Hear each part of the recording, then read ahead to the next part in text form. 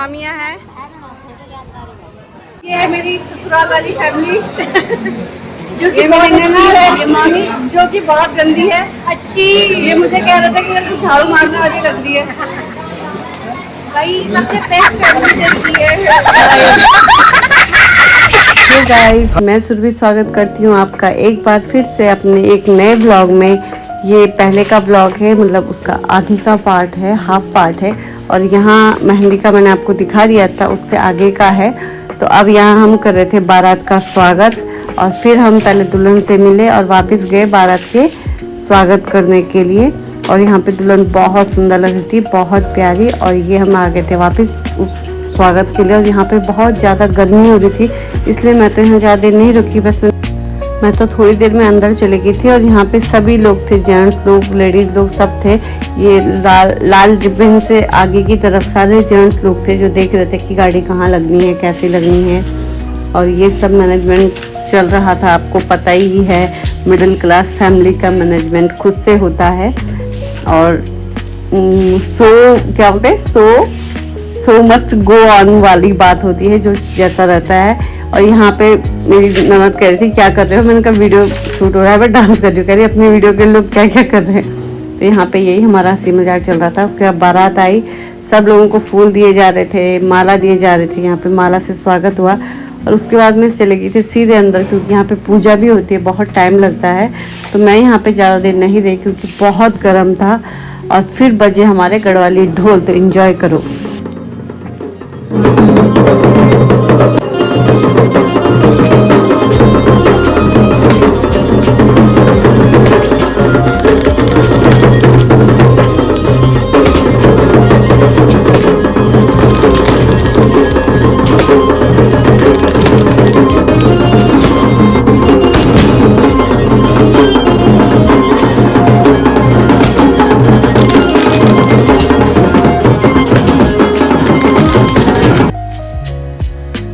यहाँ पे और लोग भी आ गए थे बारात का स्वागत करके, मामी लोग और ये फ्रेंड्स लोग।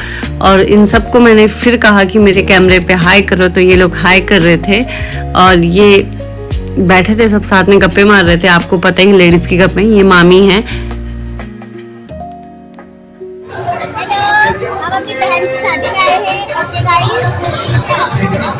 ये बड़ी अच्छी बात कही है।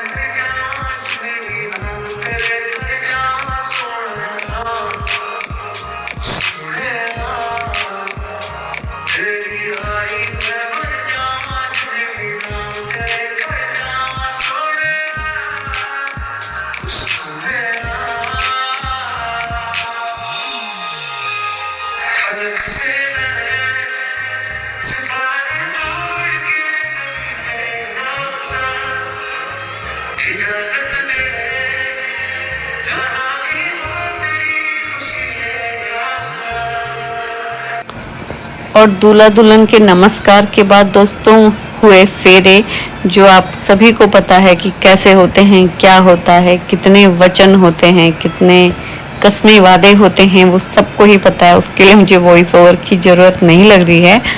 तो आप ऐसे ही इस व्लॉग को एंजॉय करना है म्यूज़िक के साथ।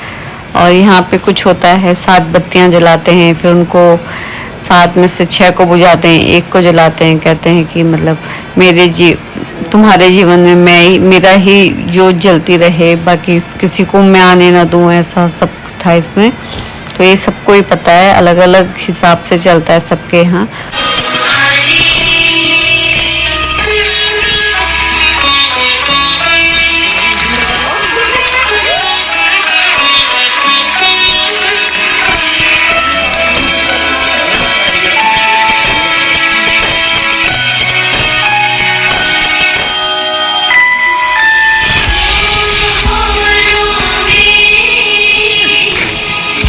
फिर के बाद होता है दोस्तों हमारे यहाँ गायदान। गायदान होने के बाद होता है दान। तो यहाँ पे जो भी दुल्हन को देना चाहते हैं, मतलब परिवार वाले, रिश्तेदार जो भी हैं, अपनी तरफ से जो भी देना चाहते हैं, गिफ्ट, ज्वेलरी, जो मतलब जिसकी श्रद्धा भक्ति हो, वो जो भी देना चाहता है वो देता है। मैंने यहाँ पे दुल्हन को दिया था सूट और लिफाफा। बाकी जो जेवर था वो मेरी सास ने पहना दिया था पहले, उसका मैं सूट नहीं कर पाई, उस टाइम मैं कपड़े चेंज करने गई थी। तो ऐसा कुछ हमारा फंक्शन हुआ। और इसके बाद हुई थी विदाई। विदाई भी हमारे गढ़वाली कल्चर के हिसाब से हुई थी। तो वो आप आगे देखना कि कैसे होती। ये है डोली, जो पहले पहाड़ों में चलती थी, अब तो नहीं चलती है, पर अभी भी मतलब अब ये वापस प्रचलन में आ रही है। तो ये देखो ग्राम सभा लिखा है, बड़ैत मतलब जो गांव का नाम है। और ऐसी डोली होती है और इसको मतलब जैसे सजी हुई है और भी सजा सकते हैं।